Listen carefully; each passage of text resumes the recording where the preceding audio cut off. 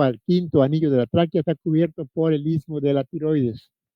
La tiroides es una glándula también en forma de escudo, formada por dos lóbulos, el derecho y el izquierdo, unidos por una parte estrecha que es el istmo.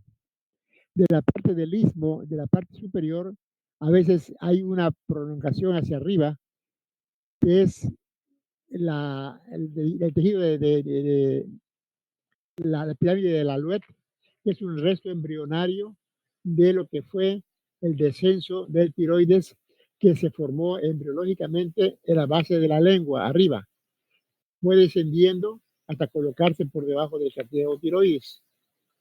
Y en ese descenso a veces van quedando huellas que luego hacen tumores que se llaman quistes tiroglosos.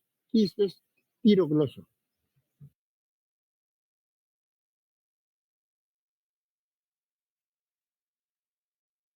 Glándula tiroides, colocada por delante de la tráquea, por debajo de la laringe, dos lóbulos, derecho e izquierdo, un lóbulo y una parte intermedia que es el istmo, y una parte superior hacia arriba, un poquito cargada hacia la izquierda, que es la pirámide de la Alouette, resto embrionario del descenso del tiroides que se produjo aquí arriba, fue bajando hasta colocarse por debajo de la laringe y por delante de la tráquea. Aquí vemos nuevamente los dos lóbulos, el istmo y la pirámide de la Alouette. Los dos vistos por atrás, vemos aquí la tiroides, la cara posterior, y aquí las glándulas paratiroides incrustadas en su cara posterior.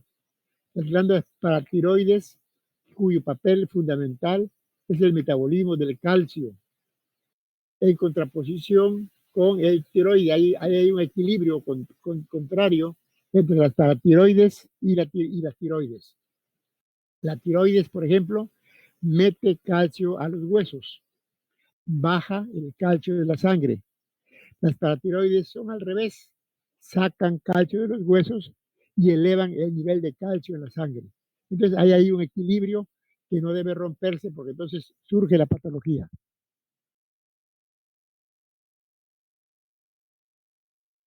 Aquí tenemos un quiste tirogloso, resto embrionario que dejó en su descenso el tiroides cuando bajó de la base de la lengua hacia la parte anterior del cuello por debajo de la laringe.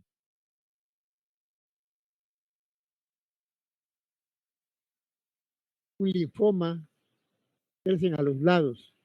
Los quistes tiroglosos siempre crecen en la línea media. En cambio, hipertrofia de los ganglios linfáticos son a los lados. O bien un tumor de tiroides también es hacia los lados.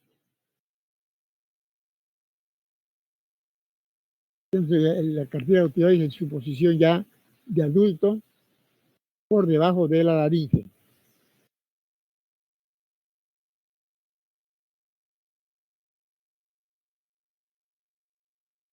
A ver, Jimena Guadalupe, lee la glándula tiroides. Tiroides. La tiroides es una glándula endocrina situada por delante y debajo de la laringe, detrás de los músculos esterno-ioideo y esterno-ioideo, por debajo del cartílago cricoides y por delante de la tráquea. Pesa entre 15 y 30 gramos en el adulto y está formada por dos lóbulos en forma de mariposa a ambos lados de la tráquea. Ambos lóbulos unidos por el istmo, del cual se desprende ocasionalmente hacia arriba una prolongación de tejido tiroideo de forma y tamaño muy variables que se denomina pirámide de Alouette o lóbulo piramidal, que es un resto del conducto tirogloso, rodeados por una cápsula fibrosa fina que emite prolongaciones hacia el interior de la glándula. La glándula tiroides regula el metabolismo basal del cuerpo y regula la sensibilidad del mismo a otras hormonas. La glándula recibe su nombre de la palabra griega escudo debido a su forma bilobulada. La tiroides fue identificada por el anatomista Thomas Pemberton en 1656. La tiroxina, que es una de las hormonas que se produce, fue identificada en el siglo XIX. En el siglo XIX.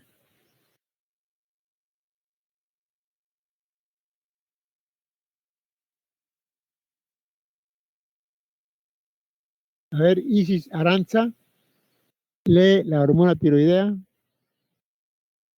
Las hormonas tiroideas son dos.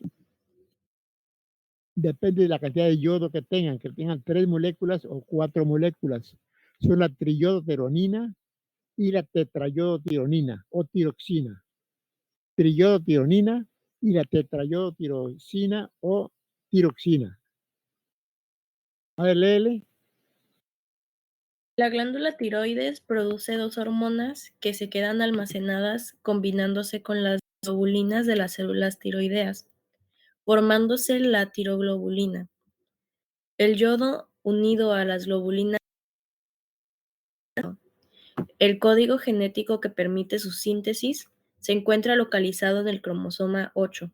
Se transporta en el plasma mediante una proteína transportadora y como las hormonas tiroideas son lipofílicas, atraviesan fácilmente la membrana celular y con los receptores nucleares. Penetran al núcleo. La síntesis de las hormonas tiroideas. Las activas son dos, repito, y hay una tercera hormona que esa no juega un papel muy importante en el metabolismo. A ver, Claudio, lee la síntesis de las hormonas tiroideas. Síntesis de las hormonas tiroideas. El yoduro inorgánico iónico llega hasta el coloide de las células foliculares y se oxida a yodo no iónico mediante la peroxidasa tiroidea. En el retículo endoplásmico rugoso de las células foliculares se produce la tiroglobulina, que se secreta en el coloide. En el coloide, el yodo se incorpora a los residuos de tirosina de la tiroglobulina y se forma la monoyodotirosina y la diyodotirosina. De la unión de la monoyodotirosina y la diyodotirosina se forma la triyodotirosina, y de dos diyodotirosinas se forma la tetrayodotirosina, triyodotirosina inversa, que sigue ligada a la tiroglobulina.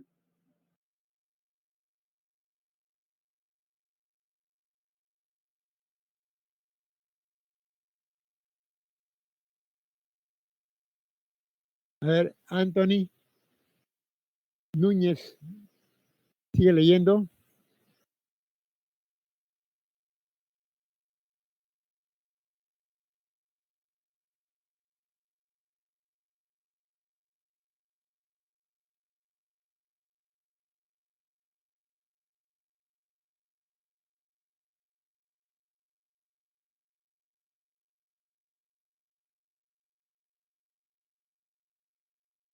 No tiene sonido. A ver, Charitín, Lisette. Secreción de las hormonas tiroideas. La tiroglobulina entra en las células foliculares donde las vesículas endocíticas llenas de coloides se fusionan con los lisosomas hidrolizados en triyodotironina, diyodotironina, monoyodotironina y la tirosina. La tirosina y triyodotironina se secretan hacia el plasma, en tanto que la monoyodotironinas y la diyodotironinas desyodadas dan lugar a la tiroxina. La tirosina solamente se produce en la glándula tiroidea, pero el 80% de la triyodotironina se elabora mediante conversión periférica de tirosina en los riñones y en el hígado. Igualmente, la tirosina desyodada da lugar a la triyodotironina inversa inactiva, la cual deja una molécula incapaz de unirse al receptor de las hormonas tiroideas. Hasta el 99% de las hormonas tiroideas circulantes están unidas a proteínas albúminas y prealbúminas, en tanto que una parte mínima circula libremente. La vida media de las hormonas tiroideas es de 7 días.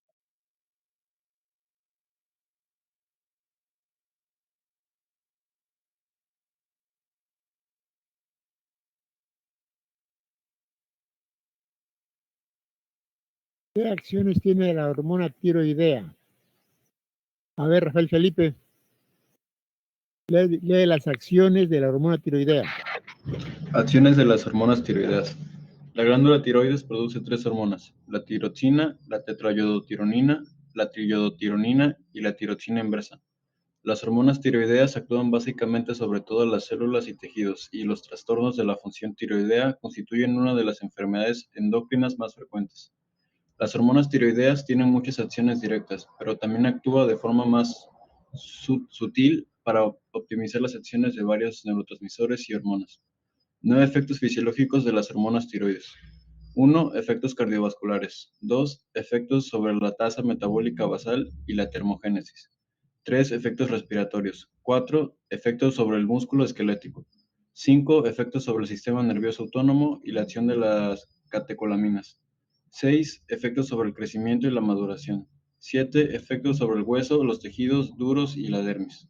8. Efectos sobre el sistema nervioso somático. 9. Efectos sobre los órganos reproductores y las glándulas endocrinas.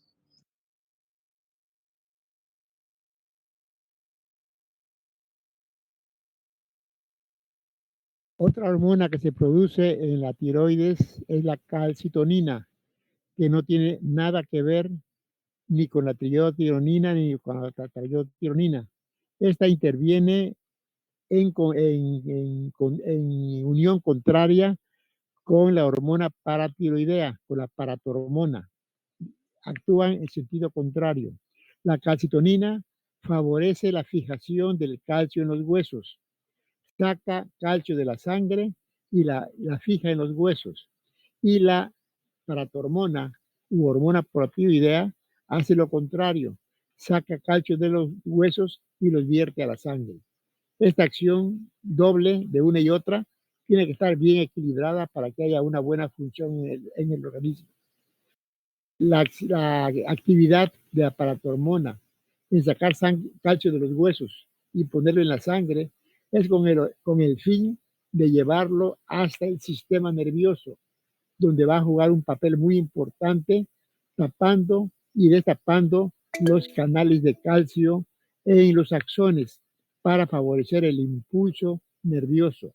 La transmisión de la electricidad a través del sistema nervioso depende de que estos elementos, los tapones que obstruye el calcio, que se tapan y se destapan, estén funcionando perfectamente bien para que el sodio y el potasio iónicos puedan intervenir en la conducción de la electricidad bioeléctrica.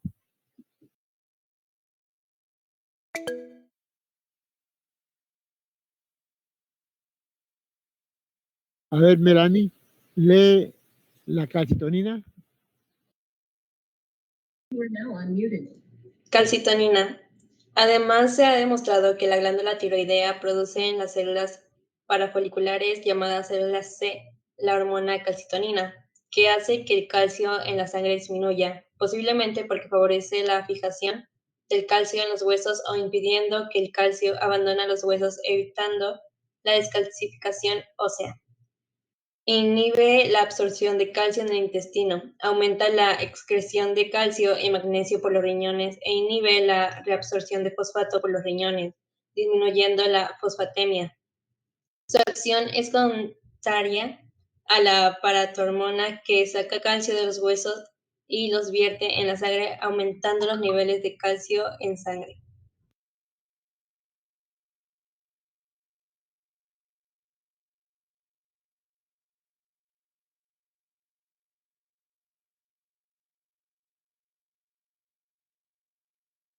La calcitonina. A ver, Oscar, sigue leyendo. Calcitonina.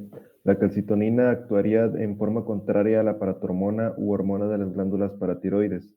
Su secreción está regulada y en relación con un aumento en el calcio sérico y su sistema de segundo mensajero es CAMP, monofosfato de adenosina cíclico. Es calcitriol, es una hormona polipeptídica.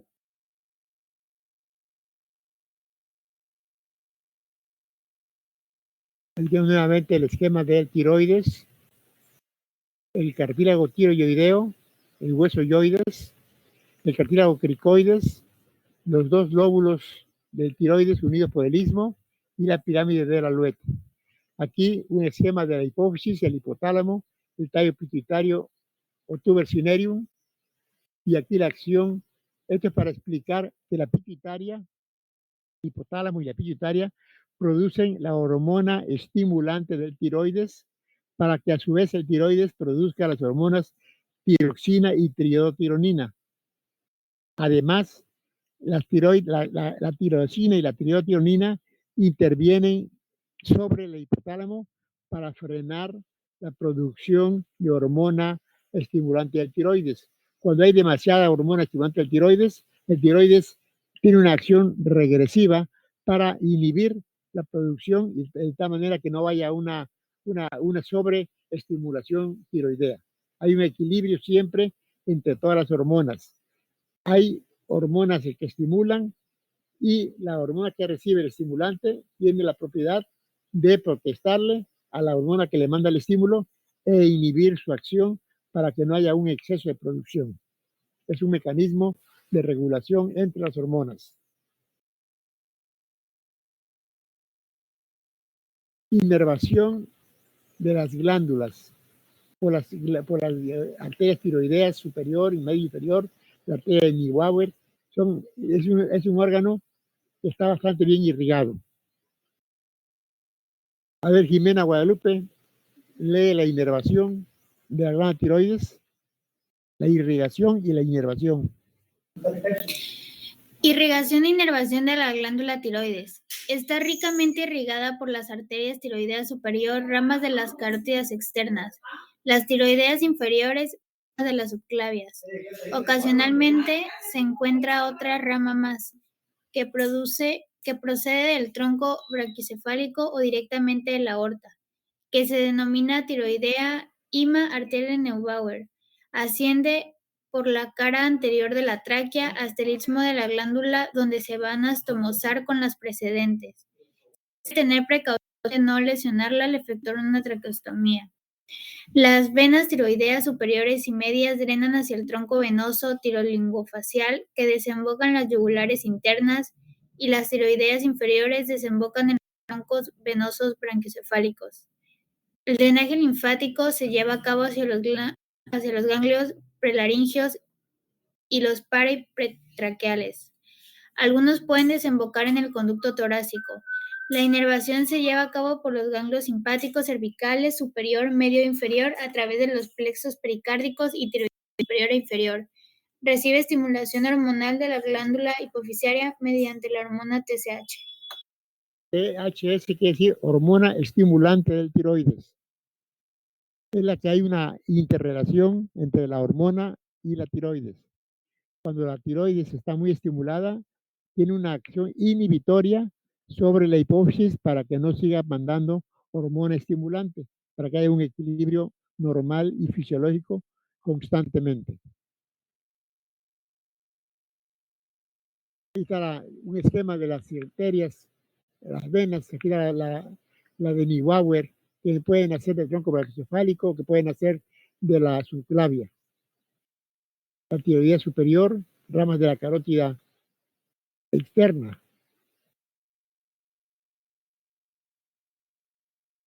Una tumoración de la tiroides cuando hay una deficiente ingestión de yodo. Entonces el tiroides se hipertrofia tratando de suplir la falta de yodo para producir la hormona, y al no haber hormona sigue creciendo y nunca se acaba de resolver el problema hasta que se opera el enfermo para quitarle esa gran glándula que no puede producir hormona tiroidea porque le falta el yodo.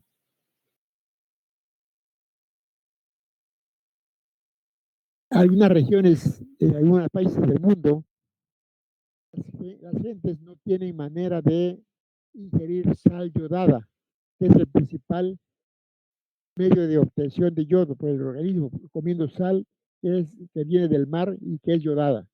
Esta sal yodada es deficiente en algunas áreas del país, del mundo, y entonces hay un bocio endémico. Muchas gentes tienen bocio porque no hay yodo en esa región.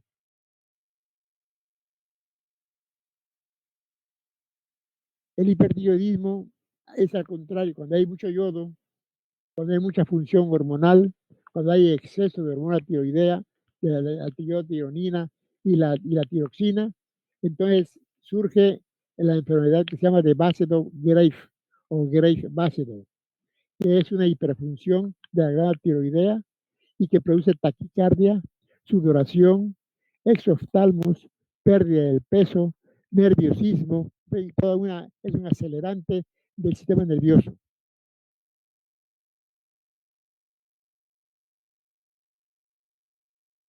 A ver, Jimena Guadalupe, lee el hipertiroidismo.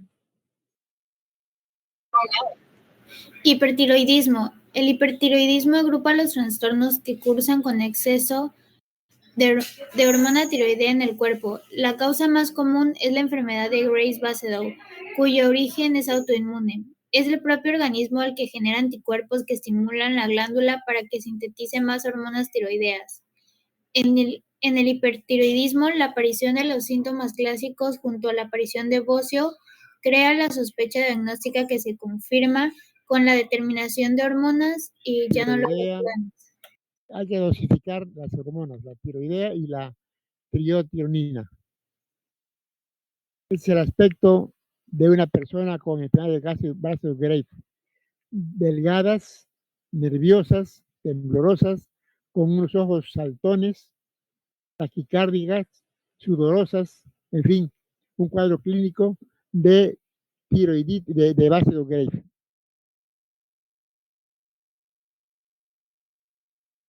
Un crecimiento de un lado nada más, aquí vemos una bola a un lado, el crecimiento del óvulo izquierdo del tiroides.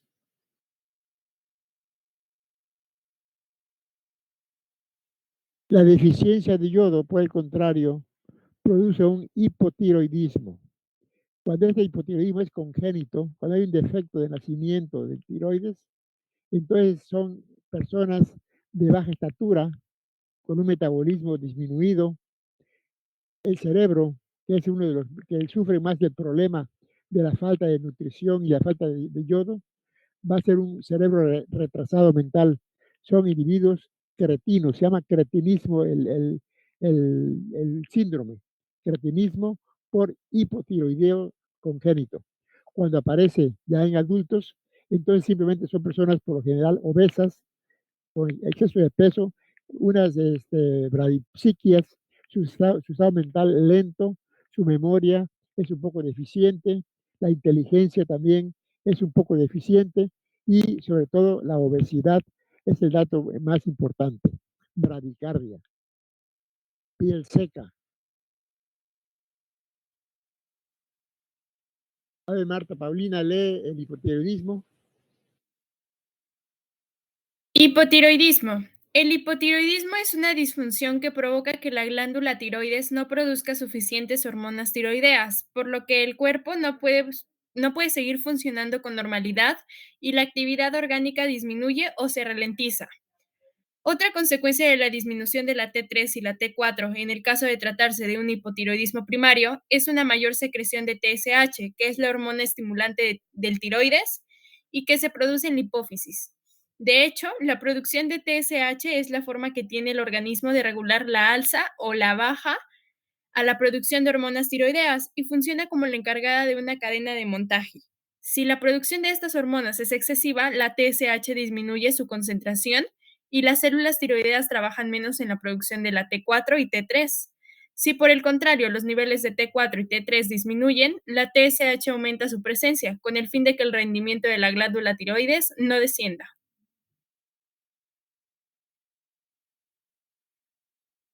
El cretinismo, la enfermedad congénita de un hipotiroidismo congénito.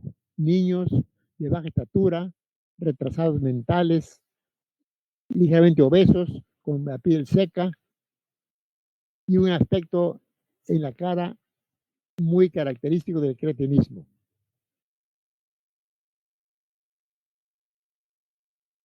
A ver, Melanie. Sigue leyendo. Cretinismo. El cretinismo es una forma de deficiencia congénita autosómica recesiva de la glándula tiroides, lo que provoca un retardo en el crecimiento físico y mental. El cretinismo surge de una deficiencia de la glándula tiroides, que es la que regula las hormonas tiroideas. Estas tienen efectos permisivos sobre el crecimiento de los tejidos musculares y neurológicos. Una persona afectada por cretinismo sufre graves retardos físicos y mentales. En algunas ocasiones, el sujeto podrá tener la estatura física de un niño, cuando en realidad la persona es mucho mayor. Otros síntomas pueden incluir pronunciación bastante defectuosa, un abdomen protuberante y piel serosa. El cretinismo se puede presentar de diferentes maneras. Si una persona nace sin la glándula tiroides, también lo padecerá. Asimismo, se puede desarrollar por una deficiencia de yodo. Por esta razón, el cretinismo ha sido históricamente más común en las zonas donde el suelo posee poco yodo. El aspecto de la cara de este niño, muy típica de cretinismo.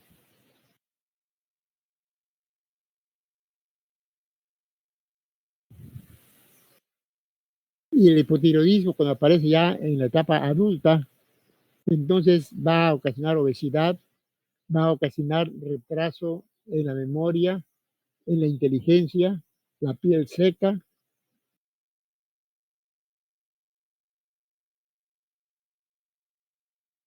etcétera, etcétera. Las paratiroides son 4 pequeñas glándulas que se encuentran atrás del tiroides, cuya función principal está en el metabolismo del calcio. Desde que el calcio llega al intestino por la ingestión de los alimentos, ahí la hormona la paratiroidea, la hormona que se llama paratormona, empieza a actuar favoreciendo la absorción del calcio en el intestino. El calcio, conforme va circulando, se tiene que estar renovando. Entonces se está eliminando por el riñón. Hay una eliminación regular, pues escasa, por el riñón. Cuando esta eliminación se acentúa y hay además una infección agregada, eso da lugar a que se forman piedras en los riñones, a que hay una litiasis. La paratormona actúa precisamente para evitar o para disminuir esa posibilidad, ya que aumenta la retención de calcio en el riñón. Y en cambio la calcitonina que se produce en el tiroides favorece la eliminación de calcio por los riñones y por tanto podría contribuir en un momento dado a la producción de litiasis urinaria. Vamos a ver la glándula paratiroides. Son 4 pequeñas glándulas, pueden ser 5 o 6, o a veces pueden ser nada más 3 o 2, pero lo importante es que son muy pequeñas y se encuentran incrustadas dentro del tiroides. Por lo tanto, cuando se hace una operación de tiroidectomía, hay que tener cuidado de no quitar las paratiroides, porque si no, el enfermo sufre un severo hipotiroidismo y produce trastornos neuromusculares, la tetania y las contracciones violentas del cuerpo por un exceso o una falta de calcio. Los canales de calcio están destapados y entonces hay una transmisión exagerada del impulso nervioso.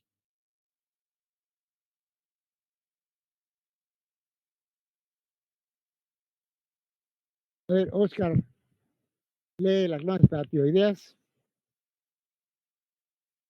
Las glándulas paratiroides son glándulas endocrinas situadas en el cuello, generalmente localizadas en la parte posterior cerca de los polos de la glándula tiroides. Producen la hormona paratiroidea.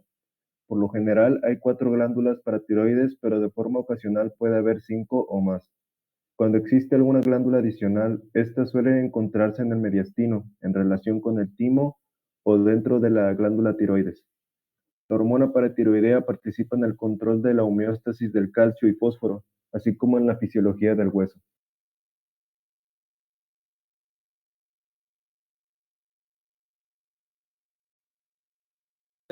Rafael Felipe, sigue leyendo. Paratormona. La paratormona o paratormona, también denominada hormona paratiroidea, PTH o paratarina, es una hormona peptídica secretada por la glándula paratiroides. que interviene en la regulación del metabolismo de calcio y de fósforo. La paratormona es una hormona que produce hipercalcemia, aumento de la concentración de calcio en sangre. Si hay un aumento en su secreción, por otro lado, su déficit produce hipocalcemia, bajos niveles de calcio en la sangre, y como consecuencia de esto puede inducir a la tetania. Además, regula la concentración de iones de calcio en el líquido extracelular, aumentando la resorción ósea al estimular a los osteoclastos para reabsorber el hueso, lo que libera más calcio al torrente sanguíneo. En el caso de iones de calcio, lo que hace es aumentar la reabsorción en el túbulo proximal de estos iones procedentes del hueso, principalmente para aumentar los niveles de calcio en sangre. Por tanto, tiene un efecto contrario a la calcitonina. La tetania, su nombre viene como el tétanos. El tétanos es una infección producida por el clostridium tetánico que provoca contracciones violentas en todo el cuerpo. Cuando hay una deficiencia de calcio en la sangre por una deficiencia de la paratormona, aparece esa exageración en la transmisión del impulso nervioso. Los canales de calcio están destapados y el sodio y el potasio salen y entran como locos en el axón y eso produce contracciones violentas. Se hace el diagnóstico con las pruebas de Chebostek y de Trousseau, que consisten en hacer un pequeño golpe en la mejilla, a los lados en los maceteros, y se produce una contractura violenta que se llama trismus en la boca. Se aprietan los dientes violentamente si se hace una pequeña percusión en los maceteros. O también si se aprieta el brazo con un manguito de un manómetro y se infla el manguito para que apriete el brazo, surge también grandes contracciones violentas de todo el cuerpo. Son unas maniobras que se hacen para diagnosticar una hipocalcemia por deficiencia de la paratormona.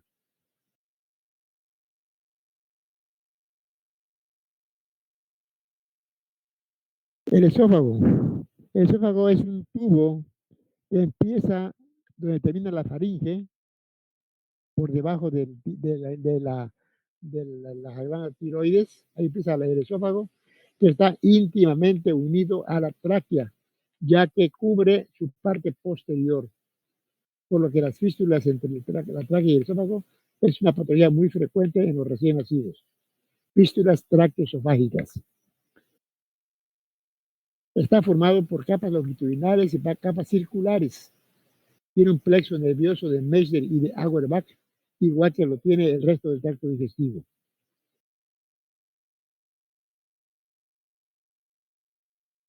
A ver, Jimena, lee el esófago. Jimena Fernández. El esófago es una parte del tubo digestivo de los seres humanos formada por un tubo muscular estriado en su tercio superior y liso en sus 2 tercios inferiores, de unos 20 centímetros. Se extiende desde la faringe a nivel de la 6ª a 7ª vértebra cervical hasta la 11ª vértebra torácica, donde atraviesa el diafragma y se continúa con el estómago. A través del esófago pasan los alimentos desde la faringe al estómago. El esófago discurre por el cuello, relacionándose a los lados con los lóbulos tiroideos y las arterias carótidas primitivas, por delante con la tráquea y por detrás con las vértebras cervicales, pasando al mediastino posterior en el tórax, dirigiéndose un poco hacia la izquierda, hasta introducirse en el abdomen superior, atravesando el diafragma. En el recorrido esofágico encontramos 4 estrecheces producidas por las estructuras vecinas con las que está en íntimo contacto. Es el callado de la aorta, el esófago, la porción cricofaringea del músculo constitutivo de la faringe es la porción más ancha. El callado aórtico la comprime y produce un estrechamiento. La aurícula izquierda también la comprime y el hiato diafragmático también la comprime y son estrechamientos que hay en el trayecto del esófago, lo cual se detecta cuando se hace un esofagograma radiológico con medio de contraste. Se ven las partes anchas y las partes estrechas del esófago. Y aquí tenemos el esófago. Aquí lo vemos detrás de la tráquea, aquí atravesando el diafragma y pasando al estómago.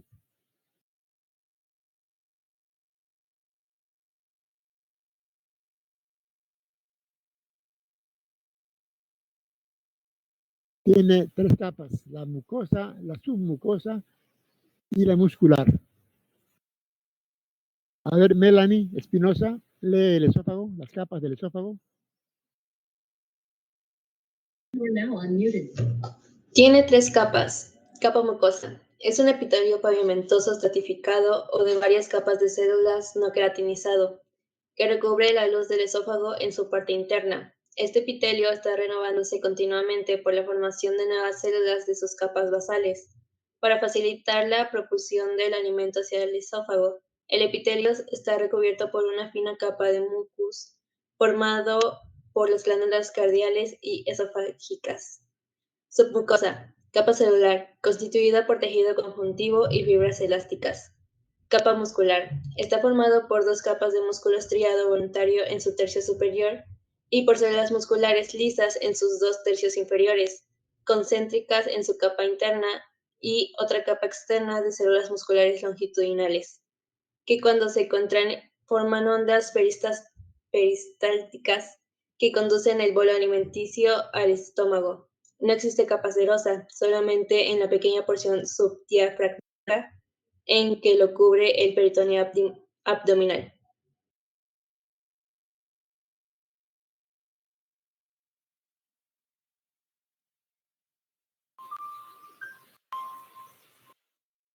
No.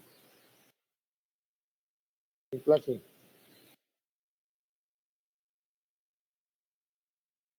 Nos vemos, sí, nos vemos.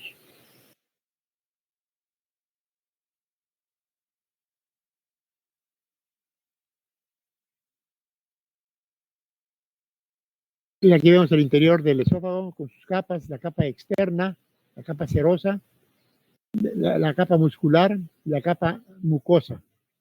La capa muscular formada por fibras longitudinales y fibras circulares para favorecer las contracciones y el avance de la comida de la faringe hacia el estómago.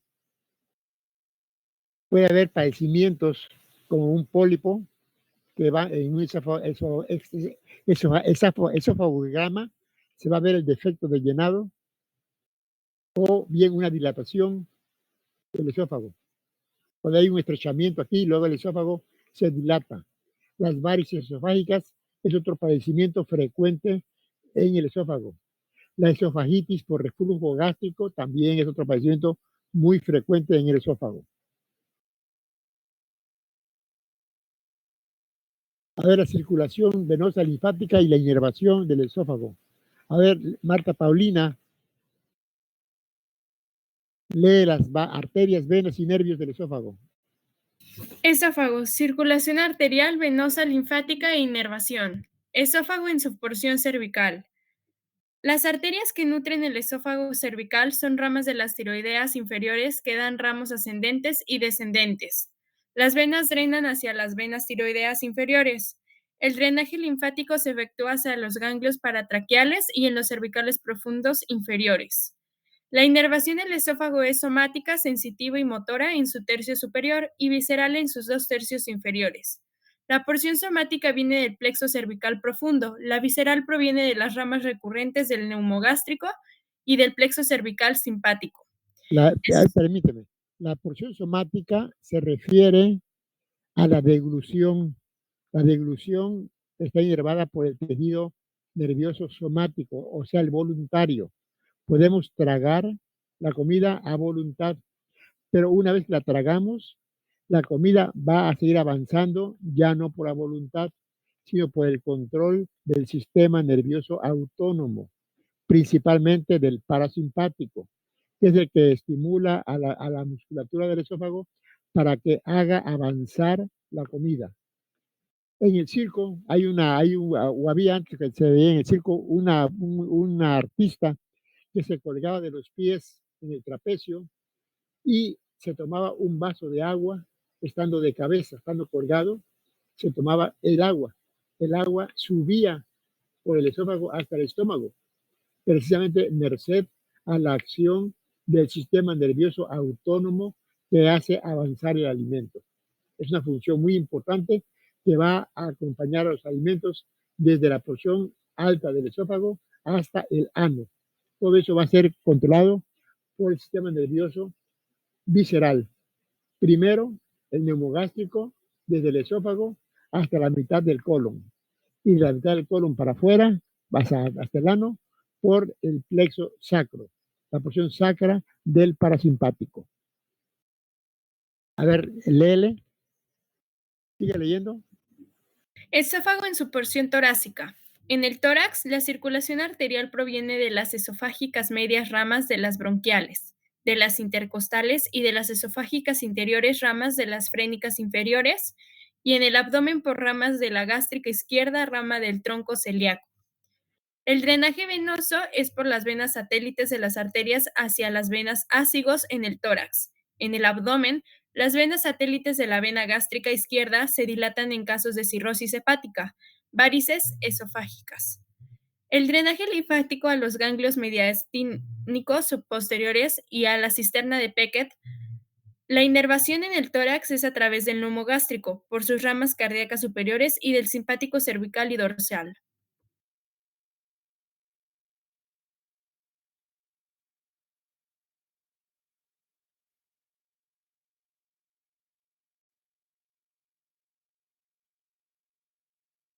Ahí tenemos el esófago, el cardias, que es el esfínter que separa al esófago del estómago para que no haya reflujo.